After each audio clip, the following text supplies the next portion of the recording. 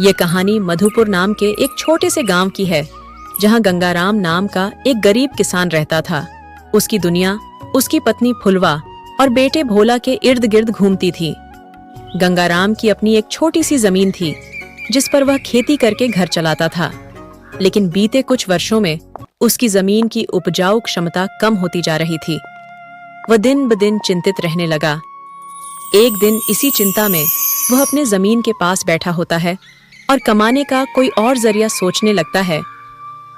अब यह जमीन पहले जैसी उपजाऊ नहीं रही। जितनी मेहनत करो उतना ही नुकसान। अगर ऐसे ही चलता रहा तो घर कैसे चलेगा? भोला की पढ़ाई भी अधूरी रह जाएगी। चलो एक बार चल के फुलवा से राय लेकर देखता हूं, वह क्या कहती है इस बारे में। गंगाराम तुरंत खेत से अपने घर की तरफ चल पड़ता है।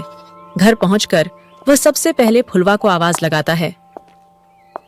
फुलवा, जरा बाहर आओ, एक जरूरी बात करनी है।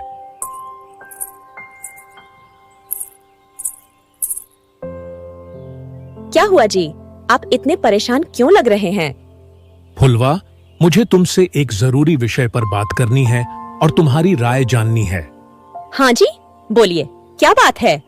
फुलवा, तुम तो जानती हो हमारी जमीन अब पहले की तरह इतनी उपजाऊ नहीं रही है, और अगर मैं ज्यादा खाद वगैरह डालने की कोशिश करूंगा तो कहीं उसकी मिट्टी और खराब ना हो जाए। इसलिए सोच रहा हूं कि कुछ समय के लिए उस जमीन पर खेती करना छोड़ दूं। हर साल थोड़ी थोड़ी खाद उसमें डालता रहूंगा, जिससे कुछ सालों बाद वह पहले की तरह उपजाऊ हो जाएगी। फिर उसमें खेती करना शुरू कर दूंगा। हाँ, यह ठीक रहेगा। इससे आपकी जमीन भी सही रहेगी और उसमें उगने वाली फसल भी। हाँ, पर तब तक मैं क्या करूंगा? क्योंकि मेरे पास दूसरी तो कोई जमीन नहीं है, तो घर का खर्च चलाने और भोला के पढ़ाई के लिए कहां से पैसे जुटा पाऊंगा? आप एक काम क्यों नहीं करते? एक बार जाकर गांव के जमींदार काका से मिल लीजिए। वो तो बहुत अच्छे और नेक दिल वाले हैं। वो आपकी जरूर कोई मदद करेंगे। हाँ भाग्यवान, यह ठीक रहेगा, क्योंकि काका अगर कोई नया काम भी करने बोलेंगे तो वो उसमें भी मेरी मदद कर देंगे। ठीक है फुलवा, तो मैं कल सुबह सुबह ही काका से मिलने उनके घर चला जाऊंगा। रात में दोनों पति पत्नी और राजू सो जाते हैं। अगली सुबह गंगाराम जमींदार से मिलने उसके घर के लिए चल पड़ता है। जमींदार के घर के बाहर पहुंचकर वह जमींदार को आवाज लगाता है। जमींदार काका, क्या आप घर पर हैं? अरे आओ गंगाराम बेटा, बोलो क्या हुआ? कुछ काम था क्या? हाँ काका, आपकी एक मदद चाहिए थी। हाँ बोलो ना बेटा, मैं किस प्रकार तुम्हारी मदद कर सकता हूँ? गंगाराम फटाफट से जमींदार को अपने खेत की हालत बता देता है और वो क्या सोच रहा है वो भी बता देता है। तो इसमें मेरी क्या मदद चाहिए बेटा? काका, मेरे पास एक ही जमीन है जिस पर खेती कर मैं अपने घर का खर्च चलाता हूँ, और मैंने आज तक खेती के अलावा कोई दूसरा काम भी कभी किया नहीं। तो अब यही नहीं समझ रहा है मैं क्या करूंगा। बेटा, खेती के अलावा दूसरा काम क्यों करना? तुम एक काम करो, मेरे पास गांव के बाहर एक जमीन है, तुम उस पर खेती करो। काका, पर इससे तो आपका नुकसान हो जाएगा। नहीं बेटा, कोई नुकसान नहीं होगा। इसी बहाने तुम मेरी जमीन की देख रेख भी करोगे, क्योंकि अब तो मेरी उम्र भी हो गई है और मेरा बेटा भी शहर में रहता है, तो इससे तुम्हारा भी भला हो जाएगा और मेरी भी थोड़ी जिम्मेदारी कम रहेगी। ठीक है काका, अगर ऐसी बात है तो मैं कल से ही उस खेत पर काम करने चला जाऊंगा। गंगाराम जमींदार को धन्यवाद कहकर वहां से अपने घर के लिए निकल जाता है। गंगाराम अपने घर पहुंचकर फुलवा को सारी बात बता देता है। यह तो बहुत अच्छा है, यानी आपकी सारी चिंता ही खत्म हो गई। हाँ फुलवा, अब मैं काका के खेत पर बहुत मेहनत करूंगा और कोशिश करूंगा कि एक दो और खेत खरीद लूं, क्योंकि भविष्य में ऐसी समस्या आए तो उसके लिए हम तैयार रहे। अगली सुबह गंगाराम जमींदार के खेत पर काम करने निकलने वाला होता है, तो सोचता है, काका की जमीन गांव के बाहर है, तो शायद शाम को आते आते देर हो जाए, इसलिए फुलवा को बोलकर जाता हूं। फुलवा, जरा यहां आना तो।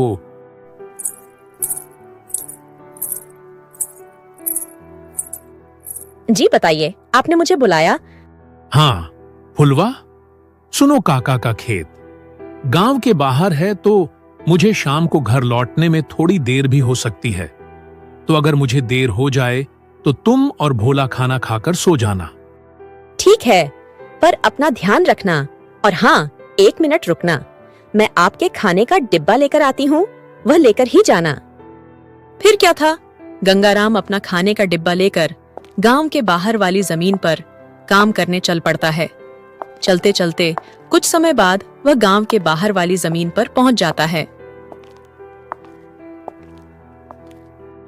चलो, अब पहुंच गया हूं, तो फटाफट से खेत पर काम करना शुरू कर देता हूं। गंगाराम अपनी कुदाल उठाकर खेत पर काम करना शुरू कर देता है। शाम को काम करके गंगाराम घर की तरफ चल देता है। सड़क पार करते समय एक गाड़ी उसे कुचल जाती है। वो वहीं गिर जाता है, पर गांव के बाहर होने के कारण उसकी खबर अब तक उसके घर वालों को नहीं चलती है। सुबह की अब रात हो जाती है और फुलवा गंगाराम का इंतजार कर रही होती है। माँ को इतने परेशान देख भोला पूछता है, क्या हुआ माम, पिताजी अब तक क्यों नहीं आए? बेटा, तुम्हारे पिताजी आज काम करने जमींदार काका के गांव के बाहर वाली जमीन पर गए हैं और उन्होंने मुझे बोला भी था कि उन्हें आते आते देर हो जाएगी, पर अब कुछ ज्यादा ही समय हो गया है। माँ, आप क्यों फिक्र कर रही हो? पिताजी ने जब बोला था कि उन्हें आने में देर होगी तो कुछ सोच समझकर बोला होगा। एक काम कीजिए, आप जाकर सो जाइए। भोला की बात सुनकर फुलवा भोला को लेकर अपने कमरे में सोने के लिए चली जाती है। अगली सुबह भी जब फुलवा देखती है कि गंगाराम अब तक घर नहीं आया है, तो परेशान होकर वह सीधा जमींदार से मिलने उसके घर की ओर चली जाती है। फुलवा जमींदार के घर पहुंचकर उनसे गंगाराम के बारे में पूछने लगती है। नमस्ते जमींदार काका। नमस्ते बेटी, बताओ कैसे आना हुआ? काका, भोला के बापू कल आपके गांव के बाहर वाले खेत में काम करने गए थे, पर अब तक घर नहीं आए हैं। क्या कहा बेटी? गंगाराम कल गया था और अब तक घर नहीं आया? हाँ काका, उन्होंने मुझसे कहा था कि खेत गांव के बाहर है तो आते आते रात हो जाएगी, पर अब तो रात की सुबह हो गई, पर वो अब तक नहीं आए हैं। चिंता मत करो बेटी, मुझे थोड़ा समय दो। मैं अभी किसी को भेजकर पता लगाता हूँ कि गंगाराम कहाँ है। जमींदार तुरंत अपने घर में काम करने वाले बंशीलाल को गंगाराम को देखने अपने खेत पर भेजता है। कुछ समय के बाद बंशीलाल जमींदार के खेत के पास पहुंच जाता है और वहां का दृश्य देखकर वह परेशान हो जाता है। ये क्या, गंगाराम के पैरों से कितना खून निकल रहा है। मुझे लगता है इसको किसी गाड़ी ने टक्कर मार दी है। मुझे तुरंत जमींदार जी को यह बात बतानी पड़ेगी। बंशीलाल वहां से भागते भागते जमींदार के घर के लिए निकल जाता है। बंशीलाल जैसे ही जमींदार के घर पहुंचता है, उसके कुछ कहने से पहले ही जमींदार उससे पूछने लगता है। क्या हुआ बंशीलाल बेटा, तुम इतना दौड़ते हुए क्यों आए और क्या तुम्हें गंगाराम मिला? बंशीलाल जमींदार को सारी बात बता देता है जो उसने खेत के पास देखी थी। बंशीलाल जब जमींदार को सारी बात बता रहा होता है, तभी वहां पास में खड़ी फुलवा भी सारी बात सुन लेती है और रोने लगती है। बंशीलाल, तुम सबसे पहले वैद्य जी को लेकर वहां पहुंचो। मैं फुलवा बेटी को लेकर वहां आता हूं। बंशीलाल को वैद्य जी के पास भेजने के बाद जमींदार फुलवा को समझाने लगता है। फुलवा बेटी, पहले तो तुम रोना बंद करो और जल्दी से मेरे साथ चलो, क्योंकि तुम्हारे रोने से गंगाराम ठीक नहीं होगा। फिर क्या था, जमींदार फुलवा को लेकर गंगाराम को देखने उसके खेत की तरफ निकल जाता है और बंशीलाल वैद्य जी को लेने दूसरी तरफ निकल जाता है। जमींदार और फुलवा जब वहां पहुंचे तो उन्होंने देखा गंगाराम बेहोश हालात में सड़क के पास गिरा था और उसके पैरों से खून बह रहा था।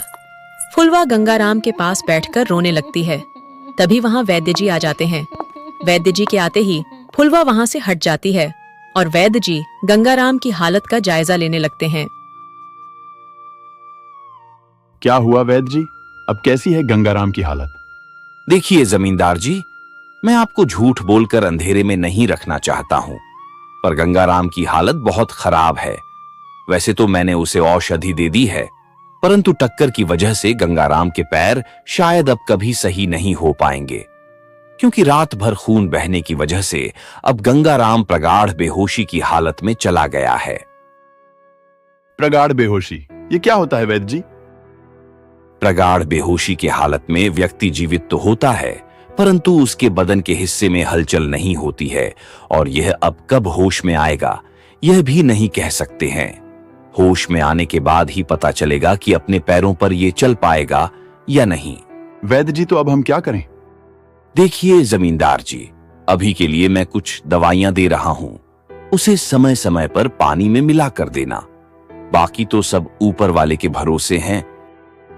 वैद्य गंगाराम की हालत का जायजा लेकर और दवा देकर वहां से चले गए। फिर कुछ गांव वाले गंगाराम को लाकर उसको उसके घर के बिस्तर पर लिटा देते हैं। देखो फुलवा बेटी, तुम बिल्कुल चिंता मत करना। तुम गंगाराम की अच्छे से देखभाल करो। देखना वह बहुत जल्द ठीक हो जाएगा, और तुम्हें अगर किसी भी चीज की कोई भी जरूरत हो तो मुझे जरूर बता देना, और हर महीने मैं तुम्हारे लिए और भोला के लिए कुछ पैसे भेजता रहूंगा। पर तुम हिम्मत मत हारना। आपका बहुत बहुत धन्यवाद काका, आप हम लोगों की बहुत मदद कर रहे हो।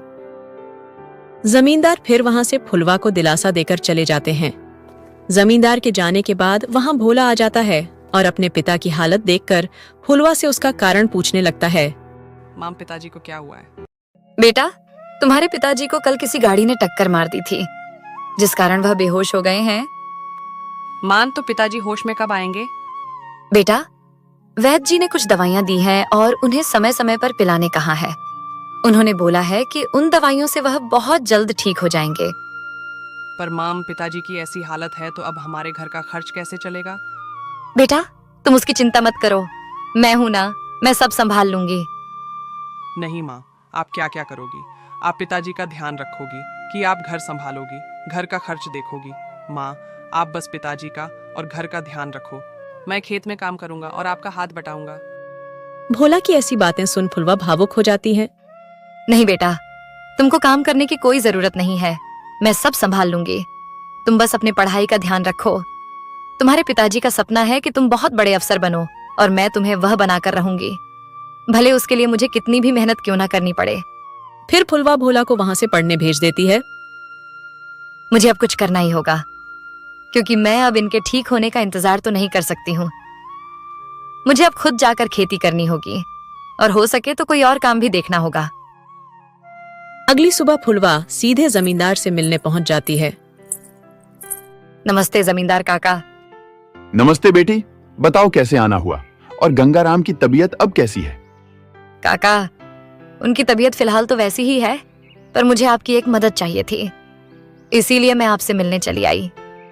हाँ बोलो ना बेटी, मैं तुम्हारी किस प्रकार मदद कर सकता हूँ? काका, मैं चाहती हूँ कि जो जमीन आपने भोला के बापू को दी थी काम करने के लिए, आप मुझे उस पर काम करने की इजाजत दे दो, ताकि मैं उस पर काम करके अपने घर का खर्च और भोला की पढ़ाई करा सकूं। बेटी, पर तुम्हें वहां काम करने की कोई जरूरत नहीं है। मैं हूं ना, मैं तुम्हारे घर के लिए जो भी खर्च लगेगा हर महीने भेज दिया करूंगा। फिर जब गंगाराम ठीक हो जाएगा, धीरे धीरे करके पैसे वापस कर देना। नहीं काका, आपने अब तक हमारी बहुत मदद की है, अब आप बस मुझे आपके खेत में काम करने की इजाजत दे दीजिए। मैं अब खुद काम करके अपना घर चलाऊंगी और भोला को अफसर बनाऊंगी। जमींदार फुलवा को बहुत समझाने की कोशिश करता है, पर फुलवा जमींदार की बात मानने तैयार नहीं थी। आखिर में फुलवा की बातें सुनने के बाद जमींदार सोचने लगता है, मुझे लगता है फुलवा मेरी बात नहीं मानेगी, पर अगर वह काम करने इतने दूर जाएगी तो वह गंगाराम का ध्यान नहीं रख पाएगी। एक काम करता हूं, मैं फुलवा को मेरी गांव के अंदर वाली जमीन पर काम करने के लिए कह देता हूं, ताकि वह खेतों पर काम भी कर सके और अपने घर का ध्यान भी रख सके। ठीक है फुलवा बेटी, मैं तुम्हें अपने खेत पर काम करने की इजाजत तो दे सकता हूं, पर तुम्हें मेरी एक बात माननी होगी। हाँ काका, बोलिए ना। बेटी, तुम्हें मेरे गांव के बाहर वाले खेत पर काम करने की कोई जरूरत नहीं है। मेरे पास तुम्हारे घर के नजदीक भी एक खेत है, तुम वहां काम कर सकती हो, ताकि तुम अपने घर का और गंगाराम का दोनों को ख्याल रख पाओगी। काका, ये तो और भी अच्छा रहेगा, इससे तो मेरी बहुत मदद हो जाएगी। बेटी, पर एक छोटी सी समस्या है, वो खेत बाहर वाले खेत से थोड़ा छोटा है। हाँ तो कोई बात नहीं है काका, वो खेत मेरे घर से नजदीक है, वही बहुत बड़ी बात है। मैं खेत में काम करने के साथ साथ दूसरे के घर का काम भी करना शुरू कर दूंगी, ताकि उन पैसों से मैं भोला की पढ़ाई का खर्च निकाल सकूं। बेटी, पर तुम्हें इतना काम करने की क्या जरूरत है? काका, मुझे काम करना ही होगा। भोला के बापू का सपना है कि भोला पढ़ लिख कर बड़ा अफसर बने। अगर मैं मेहनत नहीं करूंगी तो उनका सपना अधूरा रह जाएगा। मुझे ये जिम्मेदारी उठानी ही पड़ेगी। जमींदार फुलवा के संकल्प और साहस से भावुक हो जाते हैं। ठीक है बेटी, तुम्हारी मेहनत देखकर मुझे पूरा भरोसा है कि तुम जरूर सफल होगी। मैं तुम्हारी हर संभव मदद करूंगा। तुम कड़ी मेहनत करो, भगवान भी तुम्हारे साथ हैं। फुलवा ने जमींदार के गांव के अंदर वाले खेत पर काम करना शुरू कर दिया। वह सुबह खेत पर काम करती और दोपहर के बाद गांव के घरों में सफाई और खाना बनाने जैसे छोटे मोटे काम करने जाती। धीरे धीरे फुलवा की मेहनत रंग लाने लगी। खेत में अच्छी फसल हुई, जिससे उसका घर चलने लगा और जो पैसे वह दूसरों के घरों में काम करके कमाती थी, वह भोला की पढ़ाई में खर्च करने लगी। बेटा, मैं चाहती हूँ कि तुम मन लगाकर पढ़ाई करो। तुम्हारे पिताजी का सपना है कि तुम अफसर बनो। मैं तुम्हारे लिए हर मुश्किल को पार कर लूंगी। माँ, मैं कड़ी मेहनत करूंगा। एक दिन मैं पिताजी का सपना पूरा करके दिखाऊंगा। फुलवा की मेहनत और त्याग से गांव के लोग भी प्रेरणा लेने लगे। उन्होंने देखा कि कैसे एक माँ अब अपने परिवार के लिए हर कठिनाई का सामना कर रही है। इसी बीच गंगाराम की हालत धीरे धीरे सुधरने लगी। वैद्य जी की दवाओं और फुलवा की देखभाल ने गंगाराम को ठीक कर दिया। एक दिन अचानक गंगाराम को होश आ गया। गंगाराम को होश में आते देख फुलवा बहुत खुश हो गई। अरे, आपको होश आ गया। भगवान ने मेरी मेहनत और दुआएं सुन ली। फुलवा, मैंने तुम्हें और भोला को बहुत परेशान किया। नहीं जी, आप हमारी ताकत हो। जब तक तुम ठीक हो रहे थे, मैंने हर जिम्मेदारी संभाली और देखो, अब सब कुछ ठीक हो रहा है। गंगाराम धीरे धीरे पूरी तरह ठीक हो गया। उसके पैर भी ठीक हो गए। उसने फुलवा की मेहनत और त्याग देखकर प्रण लिया कि अब वह उसके साथ कंधे से कंधा मिलाकर परिवार को आगे बढ़ाएगा। भोला की पढ़ाई भी सफलतापूर्वक चलती रही और कुछ सालों बाद वह एक बड़ा अफसर बन गया। माँ, पिताजी, मैं आज जो कुछ भी हूँ वह आपकी मेहनत और त्याग के कारण हूँ। नहीं बेटा, यह सब तुम्हारी माँ का बलिदान है। उसने हमारे परिवार को बचाने के लिए हर मुश्किल का सामना किया। फुलवा का त्याग और गंगाराम का साथ, दोनों ने मिलकर एक नई मिसाल कायम की। गांव वाले अब भी उनकी इस कहानी को आने वाली पीढ़ियों को प्रेरणा के रूप में सुनाते हैं। इस तरह माँ का त्याग की यह कहानी हमें सिखाती है कि एक माँ का समर्पण किसी भी चुनौती को पार कर सकता है और परिवार को जोड़ कर रखता है। दोस्तों, तो इस तरह की और शानदार और मजेदार कहानियाँ देखने के लिए हमारे इस चैनल को जल्द से जल्द सब्सक्राइब कर लें।